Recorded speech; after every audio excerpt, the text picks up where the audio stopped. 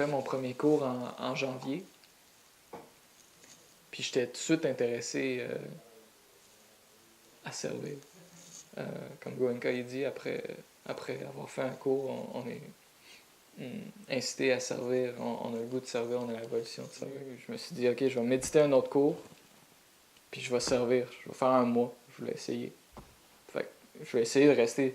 Puis dans ce temps-là, un mois, pour moi, c'est comme, waouh, je vais faire un mois. Je m'attendais pas à rester encore pour 10 mois. Puis c'est ça que j'ai fait. Après mon premier cours, servir, j'ai eu une belle expérience, une super belle expérience. J'ai beaucoup appris à propos de moi-même, puis j'ai appris aussi à travailler, à mettre de l'effort.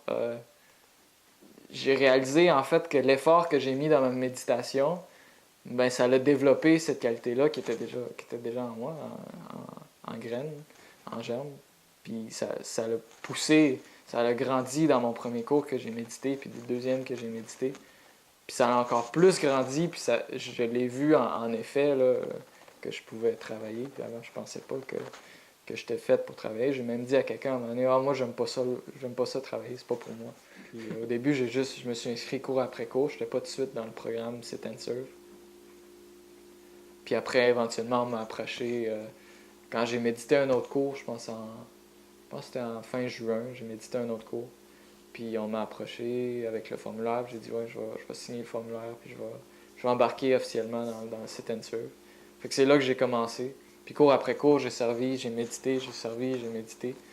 Puis ça, c'était des belles expériences. J'ai rencontré plein de monde, j'ai travaillé fort. Puis je me suis développé, puis je me suis rendu compte que j'avais des qualités qui étaient enfouies à cause de certaines impuretés. Puis ces impuretés-là, ils n'étaient plus dans le chemin. Encore là, mais ils n'étaient plus dans le chemin comme avant. Puis j'étais capable de développer ces qualités-là encore plus, puis de développer ma paix intérieure, puis ma capacité de mettre de l'effort, puis de travailler. Tout l'été, j'ai servi jusqu'à septembre, octobre, la période de travail, j'étais parti, la période d'automne. Puis après ça, je suis revenu. Puis Alain, juste avant ça que je parte, il m'avait déjà commencé à parler de faire le programme long terme, servant à long terme, qui est un petit peu différent de Sit and Serve, qui est en fait plus de service, puis méditation à chaque 4 mois environ. Puis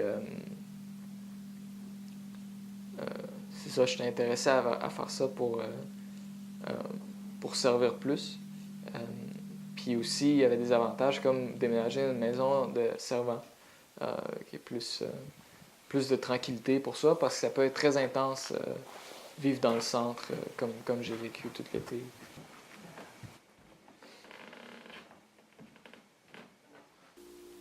C'est ça, j'ai continué à apprendre, puis à apprendre comment parler aux gens, puis vraiment mon rôle en coordinateur, c'était pas de dire aux gens quoi faire, puis c'était pas d'être l'autorité dans la cuisine, mais j'étais là pour les aider, j'étais là parce que je connais comment ça marche dans la cuisine. Puis j'étais l'ami qui était là pour eux dans la cuisine, c'était un ami. Pas quelqu'un qui est là pour leur dire « Ah, fais ci comme ça, comme ci, comme ça ». Mais pour qu'eux, ils aient une bonne expérience, parce qu'ils viennent pour 10 jours. Puis je voyais les gens comme ça, qui viennent pour 10 jours, comme des étudiants qui viennent pour 10 jours. Puis on doit les accueillir. Puis j'étais un peu, à cause que j'étais là dans la cuisine, j'étais un peu comme pour eux le représentant dans la cuisine du centre, parce que je suis là à long terme. Mon cours du 29 novembre, c'était mon premier cours quand j'ai commencé le long terme. Puis j'avais servi comme 2 mois avant ça. Puis c'était la première fois que je servais sur une longue période comme ça. Puis je méditais après, puis ça a fait la différence. Ça a vraiment fait une grosse différence. Servir autant, puis c'est comme si tu accumulais un peu de... T'accumules, veux pas, des sankaras quand tu sers, puis t'as des choses que tu remarques pas parce que t'es pas aussi attentif que quand tu médites. Puis en même temps, tu travailles dessus. Puis tu es capable de les observer parce qu'on est dans un centre de méditation. Puis tu as de la colère qui monte, tu as de l'impatience qui monte, tu as de la passion qui monte. Mais tu peux l'observer quand même. Puis c'est beaucoup plus facile dans un centre de méditation qu'en ville. Là. Puis après ça, tu médites. Fait que tu les as toutes vues arriver. Puis t'as peut-être réagi un peu, t'as mangé un gâteau de plus. Mais là, t'es en méditation, puis t'as de l'expérience avec ces, ces sankaras-là. T'as de l'expérience avec ces impuretés-là, puis là, t'es capable de couper la corde. T'es capable de dealer avec, puis de trancher. Un peu plus que d'habitude. Je dis pas que ça libère de toutes les impuretés, il y en a beaucoup trop, mais ça aide beaucoup. Tout le long de cette année-là, j'avais des plans, puis là, ça changeait, ça changeait, ça changeait, puis je voulais... c'était ça mon but, vraiment, c'était un de mes buts en venant ici. C'était de savoir ça allait être quoi mon chemin après, où j'allais marcher, comment j'allais marcher. Puis là, rendu là en mars, j'ai réalisé, ok, là je sais où je veux m'en aller. C'est fait, j'ai trouvé ce que je cherchais. Puis là, j'ai fait le premier pas en restant ici. J'ai travaillé beaucoup, j'ai étudié moi-même. Puis là, c'est le temps de faire l'autre pas. C'est un pas qui est important pour moi. C'est un pas qui est difficile à faire. Parce que j'ai bien aimé ça ici. Mais en même temps, on apprend le détachement. Puis c'est un bon exercice à faire. De partir, d'être resté si longtemps, d'avoir des habitudes puis tout ça, puis là tu t'en vas. Je trouve ça spécial, je trouve ça bien. Ça, ça fait voir la nature réelle des choses. C'est impermanent. Puis j'ai bien travaillé. J'ai bien fait ça, je pense. J'ai fait beaucoup d'erreurs. Je me suis brûlé une couple de fois, mais j'ai réalisé, ok, le feu il est chaud. Je pense que je vais mettre ma main dedans moins souvent.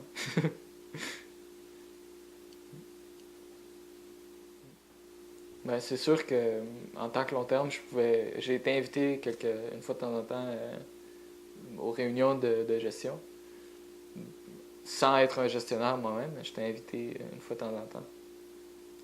Puis ça me donnait une autre perspective sur l'immensité de, de gérer un centre comme ici. Puis j'ai aussi vu à travers ces réunions-là qu'il y avait des servants à très long terme qui sont là depuis des âges. Puis c'est eux qui font fonctionner le centre sans qu'on les voie. C'est eux qui font fonctionner le centre. Puis c'est grâce à ces personnes-là qui sont là depuis le début que moi j'ai été capable de rentrer dans une belle maison comme ça, logé, nourri. Je peux servir dans la cuisine, je connais rien à la cuisine. Puis c'est ça. Et puis il y a plein d'autres servants qui arrivent, qui font des sit and serve, que j'ai rencontrés, que j'ai pu aider, puis que j'ai pu servir avec dans la cuisine. Puis c'est grâce à ces personnes-là qui s'occupent de la gestion. Sinon, sans ces personnes-là, ça serait pas possible. Ben oui, j'avais commencé un peu à servir dans les comités. Un petit peu, mais j'étais beaucoup occupé à la cuisine, fait que j'avais pas trop le temps d'aller voir ailleurs les autres opportunités de servir, comme ça, dans les comités. Puis là, j'ai déjà commencé un peu, puis j'ai quelques connaissances à propos de quelques tâches dans certains comités. Puis quand je retourne à Montréal l'année prochaine, je vais travailler, c'est sûr, pour gagner de l'argent, puis me nourrir, puis tout ça. Puis en même temps, je vais servir dans le temps que j'ai le centre à distance. Continuer à avoir ce contact-là. M'aider dans ma pratique, puis aider des milliers de gens dans leur pratique, si possible. Les deux s'aident. Les deux se nourrissent. Le service nourrit la méditation. La méditation nourrit le service. Puis dans le fond, tu médites pour servir, puis tu sers pour méditer. Puis c'est une roue bénéfique que tout le monde devrait avoir l'expérience quand tu médites, surtout dans cette tradition-là qui comment je pourrais dire, qui valorise le service comme ça. Euh, Puis il y a des belles opportunités au centre pour servir de plusieurs façons. Je vois les gens qui servent dans des comités, des gens qui servent au bureau, à l'accueil, des gens qui servent en maintenance. Puis on devient toute une grosse famille. Ça, c'est une belle partie. Quelque chose que j'ai aimé de servir au centre. C'est c'est vraiment intéressant de voir les gens qui sont autour de nous, puis on se développe ensemble. Puis tout le monde est à des niveaux différents, à leur propre niveau. Puis c'est ça, on se développe ensemble. Puis on crée des amitiés. Puis ça inspire. Ça inspire, c'est des amitiés du Dhamma qui inspirent à travailler fort. Puis pas juste en méditation, en service aussi. Les... Ouais. Ça, c'est un point fort pour moi, les gens qui étaient là. Des gens qui restaient pour plusieurs mois, ou des gens qui restaient pour un mois, ou des gens qui restaient pour 10 jours. Pour moi, c'était un point fort.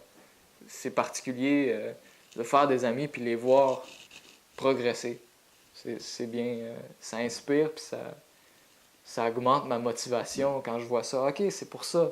C'est pour ça que je sers. C'est pour ça que je médite. C'est pour aider les gens sur leur chemin de libération. Puis pour m'aider aussi, mais aussi pour aider les gens sur leur propre chemin de libération.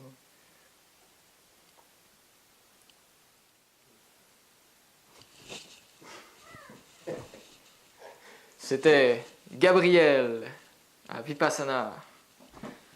Tin, tin, tin, tin, tin, tin.